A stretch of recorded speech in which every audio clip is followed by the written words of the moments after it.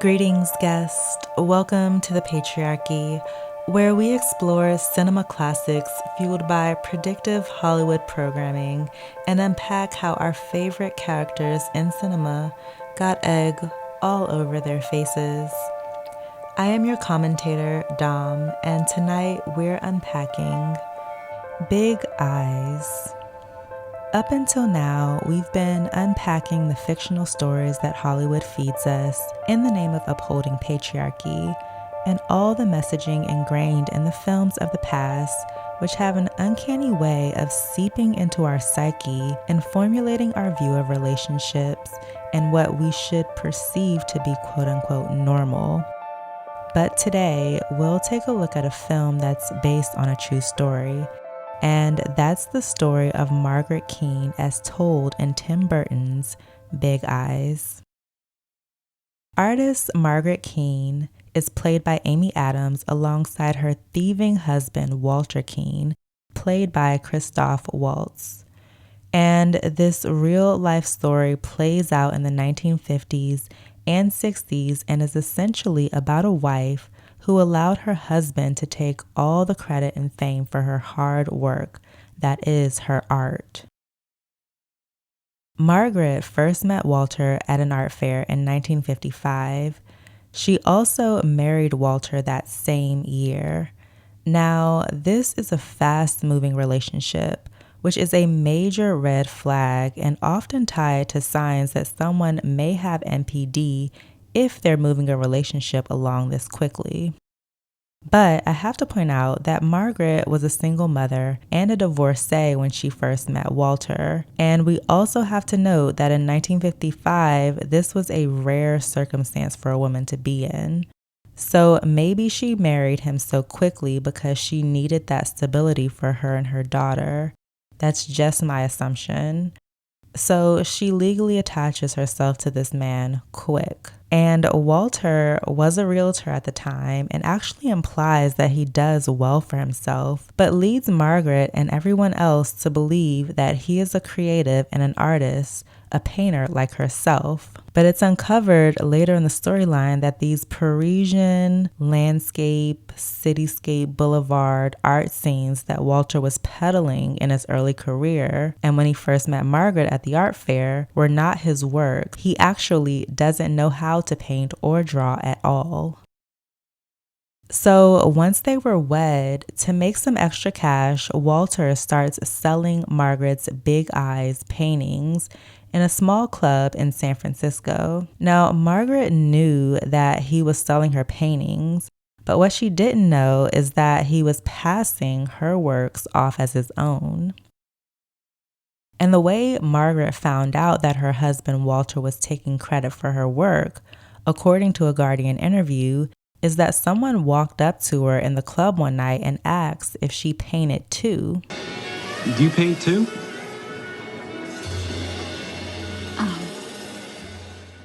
So let's break here and talk about the personalities of Margaret and Walter for a bit. Now, the movie portrays Walter as a bit of a charmer. He really knows how to talk to people. He knows how to sell himself. And here are some original pictures of him. I personally don't think that he's all that attractive, but he does, as portrayed in the film, have the gift of gab. He's very charismatic, and that makes him very charming. And then there's Margaret. Margaret is a beautiful woman. She comes off as meek though, very soft-spoken, and in an article in Life magazine, she even describes herself as an extremely timid and shy person. And perhaps this is one of the reasons why Walter felt so comfortable taking credit for his wife's work. Also, Margaret stated that this realization of theft occurred 2 years into their marriage.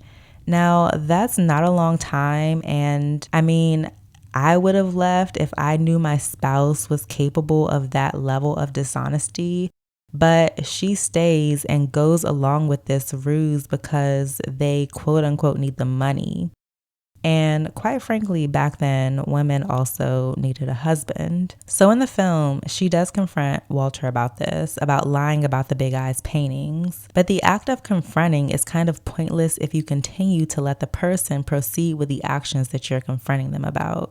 So Walter just continues on taking credit for her art in the name of doing it for the family because they quote unquote need the money. But what's most disturbing about that is that it doesn't stop there. It doesn't stop with him taking credit for the work that she's already created. He effectively turns his wife into a workhorse, having her crank out these paintings like she's an indentured servant to him. Margaret was actually the provider in this relationship. He was just the face that took all the credit. Now, these Big Eyes paintings developed a cult following, becoming wildly popular and amassed their family a great fortune. Life magazine, the 1965 issue, described these paintings as the most popular art being produced in the free world at that time.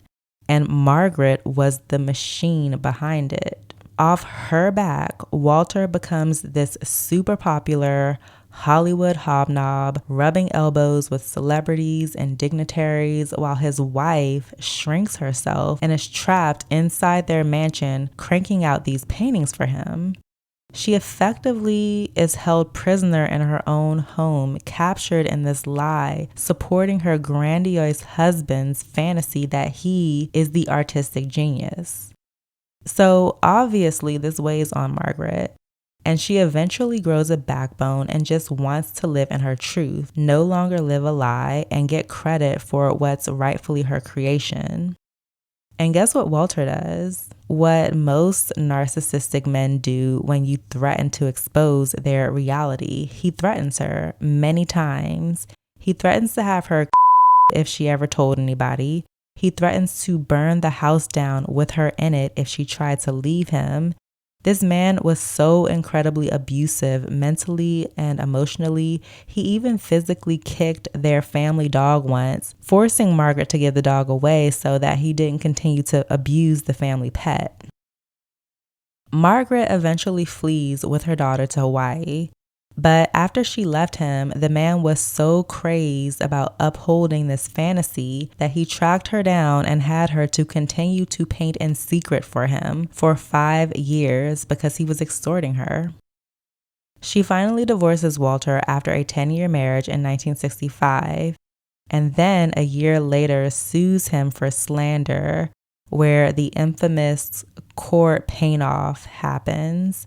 And this is where Margaret proves that she has been the original creator of the Big Eyes paintings all along. She's awarded $4 million, but according to History versus Hollywood, she never got any of that money because Walter was broke. Walter went to his grave calling his wife a liar, claiming that the art Margaret painted was his. Can we see how some men are all about themselves here? But in the end, she got the justice that she deserved. Everyone now knows who the actual creator in the family was, and that's Margaret Keane. We can learn so many things from this real life saga. 1, never marry a man in the same year that you meet him. You don't know him, and he could very well upend your life and make it a living hell. 2, charming people can be deceptive. Christina Aguilera said it best when she said, "There's nothing more dangerous than a boy with charm." 3, if someone is lying on you, call it out right away, in front of people if you have to, even if it's your spouse. 4, don't let anyone ever make you feel small, like you can't make it on your own. You can, and she did. And 5, no is the most powerful word in the English dictionary. When Walter demanded that she paint more of her big eyes, Margaret could have simply said no more, and ended the decades-long deception right there. So what are your thoughts on Big Eyes and the story of Margaret Keane? Share them in the comments section below, and if you've enjoyed this topic, please like, share, and subscribe for more. Signing off now, your friend, Dom.